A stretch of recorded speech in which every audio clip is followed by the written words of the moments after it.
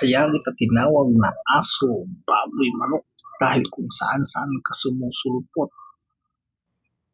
Laging may kamerang dala, pipicturan, tapos isisend. Hindi meow. Ingat-ingat kayo. Lahat na lang, pati tao may CCTV ng sarili.